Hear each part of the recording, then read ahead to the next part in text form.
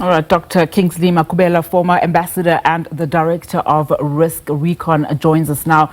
A very good afternoon to you, sir, and thank you so much for your time. So, of course, this particular visit does come under this backdrop of the two countries having this tension.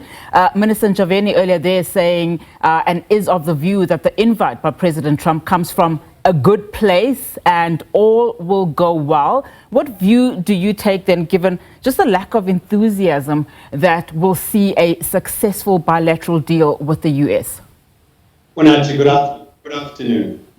I share the sentiment that the meeting would definitely go well. We have seen the recent visit of President Trump to the Gulf states has raised a lot of positive sentiments around mutual benefits and cooperation. So this meeting comes within the backdrop of that successful meeting by President Trump.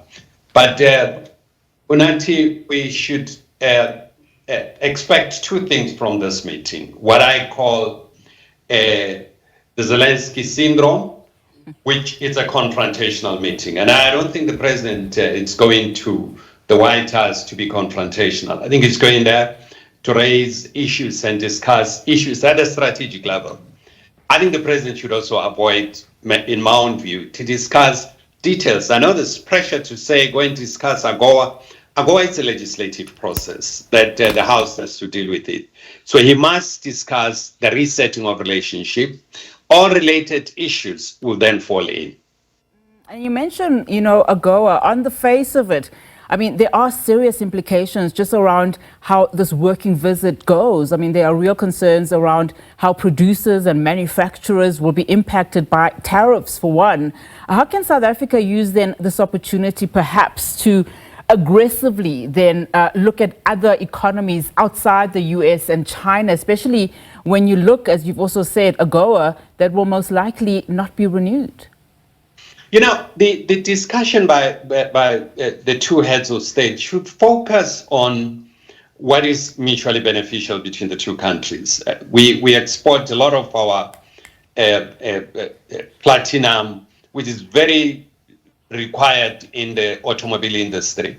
We export a lot of agricultural products that are actually complementary to the US citizen. So I think there should be a strategic focus around how to strengthen the relationship at the strategic level instead of discussing the details of agriculture, what is contained in the AGOA.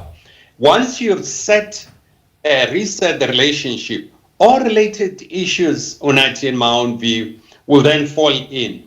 The trap, of course, is to go and try to be very narrow in the discussion and forget the broader strategic approach, which is what I think a lot of businesses are quite interested in this visit. They are looking at the visit from a very small perspective. There are bigger issues, the global dynamics that are happening, the shift around the geopolitical thing, would frame the discussion that the president is going to have. I don't think the president should go to Washington and say, well, if we can't sell to you, we're going to sell to so-and-so. I don't think that should be the approach. Yeah. And of course, Minister Ntshavheni also saying that the president will soon announce the delegation for next week's meeting. I mean, who are we likely to see in that room with President Trump? I mean, you mentioned, of course, that we don't possibly want to see a scenario that we saw with President Zelensky. But we know, of course, President Ramaphosa has always had a diplomatic approach when he discussing matters, especially when there is tension. I think, Unati, what we need to look at is what the president should deal with. He has to deal with this aspect of resetting the relationship. But I think he must also reach out to the House, that I'm talking about the other side of Pennsylvania Avenue at the Capitol Hill, to speak about the general framework of the relationship. And of course, there's an act that is doing the rounds now. Now, he must go and explain the context and the perspective of South Africa and how South Africa can consolidate its relationship with the US.